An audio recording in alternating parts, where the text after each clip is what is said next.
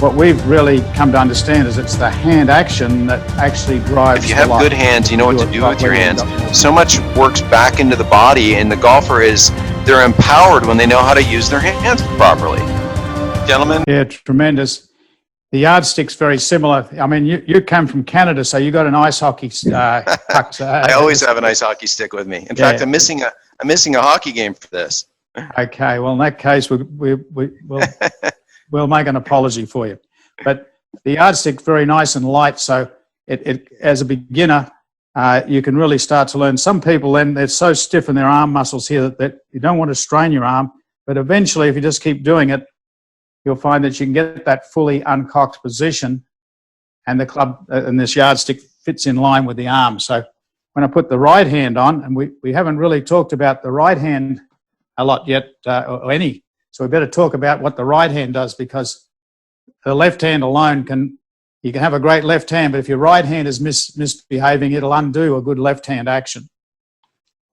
So would you like to start sharing the right, how you use the right hand? I would. So we've talked about the grip, and we've talked about now the trail arm job, and this goes back to the gentleman's question a moment ago. What's the role of the trail arm? In my opinion, the role of the trail arm is always one of pushing. It's always one of extensor action. And I think too many people are pulling at points in their golf swing. So this event of this nice little strike, I've got my arms up on top of me. I've got my elbows kind of pointed a little bit to my sides of my body. And this little strike right here, this is my trail arm. My hands are unified on the club. The heel pad on my right hand's on that thumb knuckle like Peter illustrated earlier. This event of right arm thrust and thumbs down really gives us that crisp impact. And again, there's that ground force pushing me up away from the ground as I do this. So there's a thrusting event, but notice how there's still some wedge in here between my arm and the shaft. I haven't immediately thrown this. So this thrust helps pivot us and gives us club face control and really helps build the impact zone. Yeah, that's great, Martin. I'd just like to I've got this swing corrector on here, so I can really show what the right hand does by the demonstration with this. As you swing back, the right hand bends back. So it's actually bending. It doesn't cock up, it just bends. Now, as it bends, it makes the right elbow fold, and it goes in with the club face getting to this toe up position. Now the downswing, whether it's starting from this little movement here or a longer swing, the uncocking action will come in this direction. It doesn't want to come out over the top. And when it does, the uncocking action thumbs down, the right elbow gets locked in, the right shoulder rocks down. And I keep coming in like this, and people say, well, aren't you going to shank it? Well, you would, unless you had the pivot of the body plus the right arm going straight, and then the left hand's function also, those last three fingers help square the club face. But you don't ever want the right hand to be doing this. I know if you've been a slicer, the tendency is you want to close the club face. You don't close it with the right hand. It's the left hand's function to help square the club face, along with the right arm straightening. So that right hand action, there it was in the waggle, the downswing, and the release. So when you put the two hands together, you can see that the club now is coming back from the inside path. It's not coming out over the top. So I think it's really very valuable to train in the right hand. And talk about teaching aids. If anyone, I know you're not a tennis player, Martin, that's not your paper. You're an ice hockey guy. You're ice hockey, but I like tennis. So the tennis racket really highlights. So that's whether it's a little short shot or whether it's the full swing, the downswing, the right hand should be coming this way, not over this way. So we call it thumbs down or uncocking. And it's like a karate chop. You're going at the ball with the heel pad, the heel edge of your hand, and you're chopping down. It never tries to rotate over. That'll happen at and through the impact zone by the straightening of the right arm and the pivoting of the body, not by the rolling of the hand. So the right hand really needs to learn to do this action in the downswing, not this one, and definitely not pulling. Otherwise, you get body turns you out over the top. So you throw or release, we call it the A to B line, cross court. As you fire down, the body turn helps square it, the left hand helps. So if we looked at that from the front on view, you can really see there's the address. So the backswing is kind of neutral, hands and hips, arms and shoulders all goes together. The swinging club then hinges the wrists. So you don't ever try to do it with your muscles, just let the swinging club do its job. And then that loads your right arm and stretches your left. And then in the transition, it's the thumbs down of both hands, and the right hand must come this way, not this way. So as it comes down further, the right arm straightening allows the right shoulder to come on top of it, and you can really get that lean. So I like the tennis racket when I'm teaching to help the student get the feel for that club face through the impact. Excellent, excellent. You know, I think that so many people get off to, unfortunately, a poor start. And, you know, usually the lead hand's on incorrectly and they get the club face out of position. And then it's a survival mode. So oftentimes when we teach, we're trying to kind of go back and reset and then teach them these sensations to get the golf club in a place to where, you know, pivot and structure can help hit the golf ball rather than just flashing the club face on the golf ball. Because as you know, if you're just flashing the club face on the golf ball, that face can point anywhere. And if it points anywhere, you know, and I've got a little club face pointer right here. And, you know, we want this to be an event where the body is helping support the strike, not necessarily having a, you know, this poor relationship with the grip that requires that we somehow manufacture a club face, and that's why people are so random and seek consistency. Yeah. Let's do you want to discuss what would be the next point of discussion there, Chris, in our presentation today?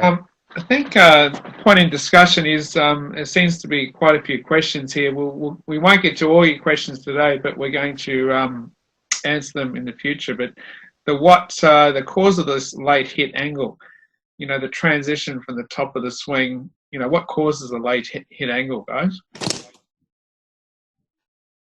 Well, I can tell you what doesn't cause it. What's not causing it is certainly a pulling, you know, pulling hard on the handle. I see a lot of people at their first event and the transition is to pull the handle hard rather than to go A to B to the golf ball, you know, with a hit. And so I think the great Jack Nicklaus said he couldn't unhinge the club fast enough. And so many people, the weight of the club in transition, if we don't have some thoughtful event to get the club fleeing away from us as we unwind, we won't have this position. We'll get it out of sorts, we'll get too steep, and then from there it's all just a reaction to try to save a shot.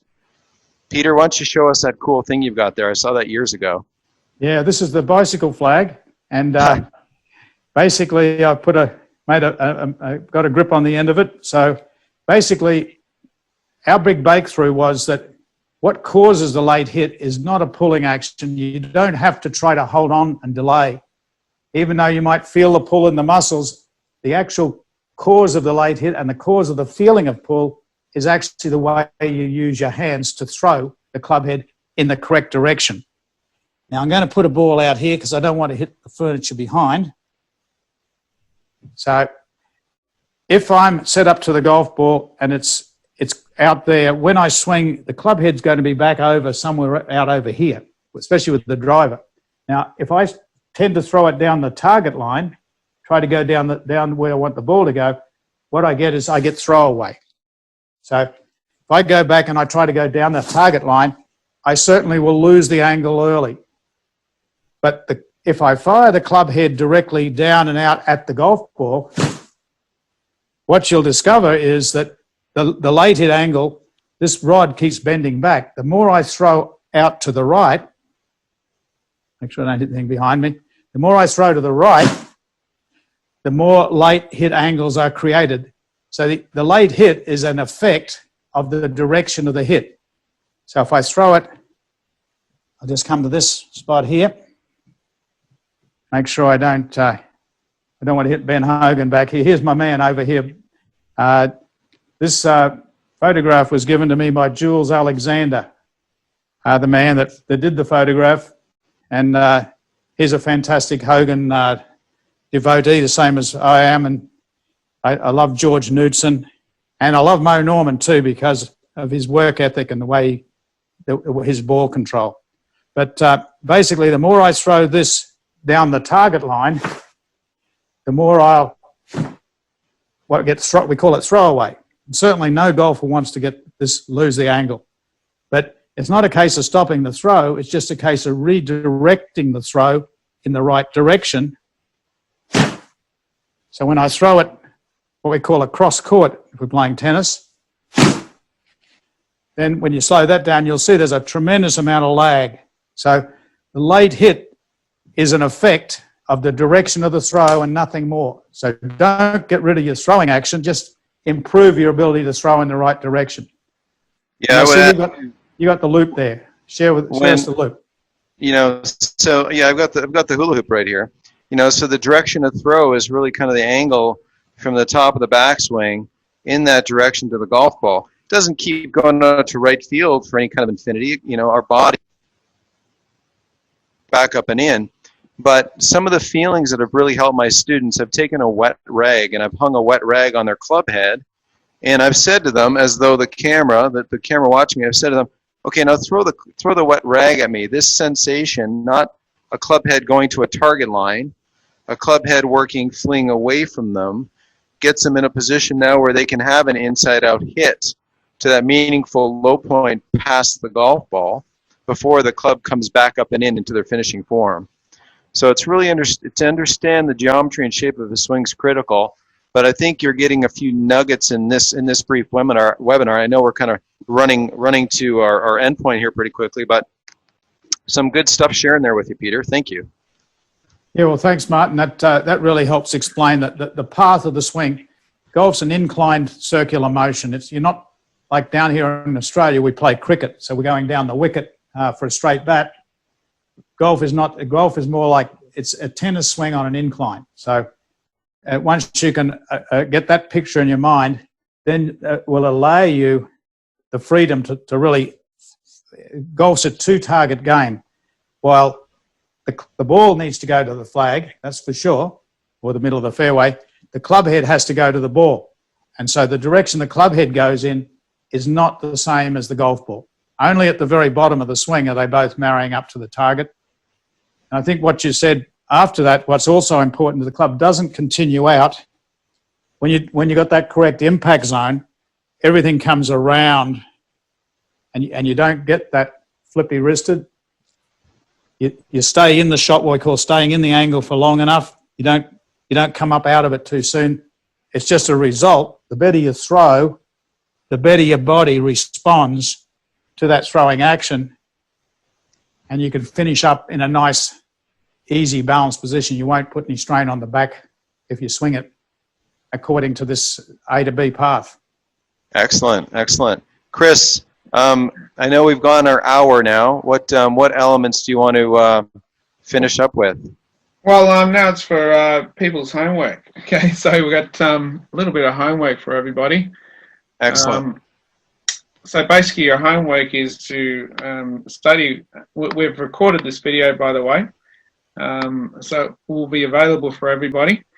But basically it's to study and practice the lessons in the beginning golf program. Here we have a special offer for you guys. For only $1, you can get a 30-day trial of Peter's The Beginning program. And there's the link just there. I'm just going to post that. I'll pop that into the that chat box in a moment. But basically, the starting, work on the grip, get the stance. As Martin said, start with the impact zone, and the chip shot is a critical area. I'll just post that link in the chat box now so that you can click on it. If anyone wants to trial this, trial it. It's $1 for 30 days. You also get a weekly session online training with us. Okay, I'll just post that. So that should be available there. Yeah, they get two if they want to get out at the other end of the day. Sorry? They can have two training sessions. Every Tuesday we run a Q&A session at 10 a.m. and 8 p.m. here in Australia. 10 a.m. equals 8 p.m. New York time the day before in America. But the 8 p.m. is for the people that have to work. While we're here in Victoria, we're locked down. We're not allowed to leave the yard except for an hour of exercise or shopping. So basically homework is an opportunity to do some homework. But also there's a little bit I'd really like to share Martin's benefits of his Tour Striker Academy and some of the benefits. If anyone's would like to go to one of the is willing to learn, the best way to learn is to go to a golf school. When you have a 3-day immersion, then you really get the fundamentals ground in. And Martin's schools, I've been there, and it's fantastic. It's a lot of fun. It's not just learning golf, but you do get a few, you get to share with other people some great ideas and great stories. But as well as that, the big deal is he's got some fantastic teaching aids. I really love the Tour Striker Club, and I certainly think that smart ball really makes it smart. You really get when your arms can stay together. Ben Hogan was all about the elbows pointing down. When you push with your hands correctly, then the elbows stay together. When you put the smart ball in between, it just really guarantees that you got great feedback, and you'll keep them together throughout that swing. So I really think it's worth a little investment in the Tour Striker, and you've got a lot of other great. You're an inventor, aren't you? That's your other title, Martin. You've invented a lot. Well, just trying to help people play better golf. It just been teaching for 35 years, and stuff comes to mind, and sometimes I like it enough to bring it to market. So it's a pleasure. But gentlemen, I think we need to do more of these. Let's have some fun with this. And so for the audience out there that maybe they knew me or maybe they knew Peter or whatever, I'm going to give Peter my full endorsement. He's a wonderful coach. He's got an amazing, very simple method that if you follow along, you're going to get a whole lot better. And if you find yourself in the United States, in Phoenix, Arizona, or maybe one of my traveling schools, you will have a blast. So, gentlemen, I'm gonna wish you a great evening.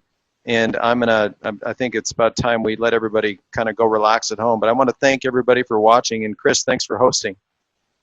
Yeah, well, thank you very much. Thanks very much, Martin. And it's fantastic to work with you, share the ideas, and it helps me become a better golf coach as well. So, and thanks very much, Chris. Thank you for hosting us. Thanks, and, Chris. Thanks very much to the audience for being here, and we look forward to seeing you all on the leaderboard. Okay, enjoy the hit. Just to finish off, guys, we Thanks, have recorded this session, and we'll send it to you. We also will send you a copy of the presentation that we had, such as the marking of the hands, things like that. And as I said, go and try Peter's program. I've been coaching it for many years, and it's amazing the results you get very quickly. And Terry says, greetings from Switzerland. Good to see you, Terry. Okay. Anyway, thank you very much, Martin, and thank you, Peter. You guys. We'll finish up the session. I know there were a lot of questions there from people. We'll do our best to get back to you with some answers. I know Peter's got a bit of spare time and he doesn't mind answering questions. What I'll do is I'll set up a Zoom meeting for those that have any questions. If you'd like to contact me, and we'll organise a Zoom meeting time for one for America, one for Europe, and one for the Australian time zone, so we can answer those questions. So just get back to us, and we'll set up a meeting time for you. Okay. But Martin, thanks very much. Super working with you, and it's been a very good opportunity to share these ideas today. Thank you. Good night, guys. Thanks so much. Take care. Thank you. Cheers. Thank you. Cheers. Hey everybody, Martin Chuck here, and boy am I excited to announce the second in a webinar series with my great friend and mentor Peter Croker. This webinar is going to be how to develop your backswing, and it is September 29th. So be sure to check it out, don't miss it. Tons of great free content. We want to help you understand and build a better golf game, and why not do it with one of my dear friends and mentors, Peter Croker. So I'll see you online. What we've really come to understand is it's the hand action that actually drives If you the have life. good